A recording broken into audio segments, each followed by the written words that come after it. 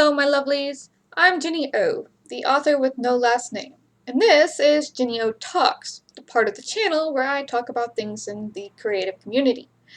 I am also a dev editor, fashion designer, and game dev. And today I'm going to discuss the dreaded review for any game, say, on Steam. It feels like a mobile game.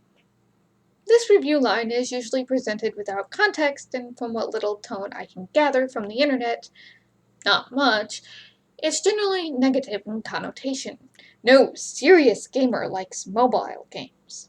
In fact, most serious gamer news outlets will ignore mobile games entirely, focusing on games like single-player RPGs, platformers, MMOs, MOBAs, and things that aren't free-to-play mobile games or aimed at women, like horse games. You'll even see them cover things like farming sims over anything remotely mobile.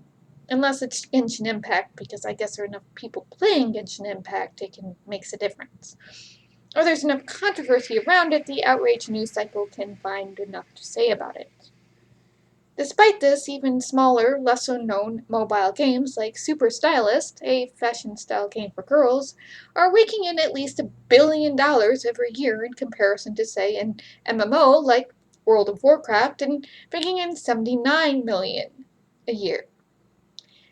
$79 million is a lot of money, but compared to $1 billion, it's a drop in the bucket. Most people can't even comprehend what $1 billion is compared to 1 million. So 1 million seconds is 11 days, and 1 billion seconds is 31 years. What does it mean when someone says it feels like a mobile game? Now, I'm going to be honest. My phone is from 2006, and it's a flip phone. I don't have the technology to be playing mobile games, even though there are some that look really fun. The closest I get is browser games, and I know most browser games are either similar to mobile games or have been ported from mobile to browser, or vice versa. I've come up with 10 features of free-to-play browser mobile games that if you use them in your box price game, it will feel like a mobile game, and people might review, "This feels like a mobile game." Number 1. Too many currencies. For some odd reason, there are a lot of mobile games out there with 4 or 5 different currencies in their games, with different ways you're supposed to be able to earn these currencies. You don't just have gold. You have gold, and friendship tokens, and crystals, and life skills currencies like fishing or cooking, and on it goes. It becomes a lot of systems to keep track of. Instead of having one basic currency system, all these ways to earn money feeds into, there are 6 or 7 systems separate from each other. It's confusing, and it's unnecessary. It often creates a lot of busy work for the player to hide the fact there's a distinct lack of content in the game. Number 2. Premium currencies. One of these currencies is probably a premium currency. A premium currency is an in-game currency that players can buy with real-world money or by watching ads. This premium currency is often used to speed up time, to boost player stats, and as an alternate currency than gold, or replacing gold entirely for cosmetics such as mounts, clothes, and decorations for housing. Premium currency is sold in bundles. The more you buy, the cheaper it gets, which means premium currency really has no fixed value. It's a psychological trick to put a layer between the player of what they're buying in the shop or the boosts and real-world money. If a player is really impatient or a whale, they will spend thousands of dollars in a game without realizing it. My favorite word for this is predatory. This targets kids who will steal mommy and daddy's credit card, and a lot of time older or elderly players who don't even realize how much they're spending in the game because of the impatience and the fear of missing out that has them so addicted to it. Premium currencies are why mobile games and free-to-play games rake in at least $1 billion a year. Number 3. Energy management. This is the first of 3 very common mechanics in mobile or browser games. Energy management. This is because one of the things they want you to buy with premium currency is energy. Energy is the player's ability to do things in the game. Often, if it's a free-to-play game, once you use energy, it will take a set amount of time to replenish, anywhere from 1 to 3 minutes to get to a new increment of energy. This really limits the player's time in the game and how much they can do. If the player wants to do more, they will have to buy more energy, and with either premium currency, watching ads, or sometimes in-game currency. Sometimes they switch energy management out for lives, like you can play as long as you don't fail a level. Number 4, time management. The second of very common mechanics in mobile or browser games is time management, and this can be done in a couple different ways. Sometimes you have timed levels if it's a cooking game or something, or other times if it's, say, a farming sim, you plant something or you build something and it takes a certain amount of real-world time for the plant to grow, the building to finish, so you have to either keep track of your own time or run the game in another window. It's babysitting. You are babysitting the game. Sometimes this is paired with worker management. You have so many workers to do things, and once they are occupied in building or planting, they can't do anything else, and you don't have anything to do. Number 5, daily tasks. The third and very last common mechanic in a mobile or browser game is daily tasks. Daily tasks are things to do in the game that change every day, and if you do all of them, you get a reward. And this is a tactic to get you to log into the game every day, and if you spend more time in the game every day, you are more likely to buy something with in-game currency because you get impatient or there's a limited time event going on. Seasons and holiday or limited time events are things that also happen in bigger live service games like MMOs and MOBAs, so I don't want to say that having a holiday season event or doing a season or chapter system is a hallmark of a mobile game. Number 6. Excessive UI. What all these currencies and energy management and daily tasks really create is an excessive amount of user interface. I mean, cluttered UI. You have your 3 types of currencies, your energy management, your daily tasks, and basically anything you have to keep track of at a glance on top of your quest log is usually on your desktop somehow, somewhere, instead of being condensed into 1 or 2 things like with pop-up windows. Single-player RPG games and MMOs and etc. really try not to put in a lot of UI because it messes with the immersion experience. Take an MMO. You might have 2 or 3 major things going on where your character's information is condensed into one part of the UI.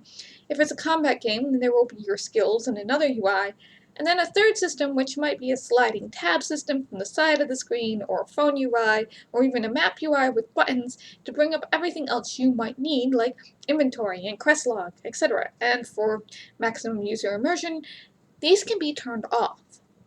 Most mobile games don't let you turn off the UI. You're stuck with it. Number 7. Needless social interaction and competition. Mobile games, especially farming sims, battle sims, and the like, encourage you to make friends with other players. You can visit their farm or their village, help them. There might be an in-game chat. You might have a gift feature. Sometimes there might be currency, or by visiting you get energy or certain resources you can only get while visiting.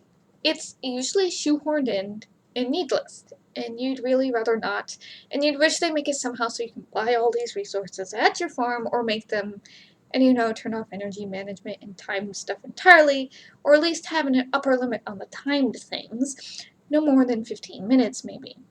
Often this needless social interaction, and sometimes not, leads to needless competition.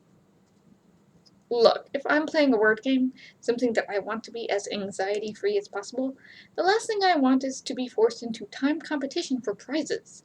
I have seen tournaments with leaderboards in match 3 games. I never understand it. There are a lot of loner players, and if you're advertising your game as a single-player game, then needlessly shoehorning in a chat system, a visiting system, and player versus player tournaments is just one more thing you didn't need to do. Save time. Don't bother. Usually there's a quest involved to find a friend, and just let us introverts play our games in peace without having to talk to other people. Make casual be casual. Number 8. Random failure. Random failures when you're playing a minigame or doing something in the game, and even though you succeed, you technically fail because you didn't get what you were trying to do. Fishing minigames are notorious for this. The minigame or the system is set up instead of being challenging, it's set up as a baseless task. Oh, you got the right set of numbers or in the right area, but you failed anyways. Instead of going, you need to hit in the right area so many times. It's really bad when they are using only one type of minigame and one version of the minigame is set up to be challenging and the other version is set up for frustration as you succeed but you don't get what you're trying to achieve. It's a failure of game design, and we're at a place where players are in such dire straits for a good game, any game, they'll allow this type of baseless task to go unopposed. Don't let baseless tasks like this go unopposed. Challenge them. Number 9. Not an open world.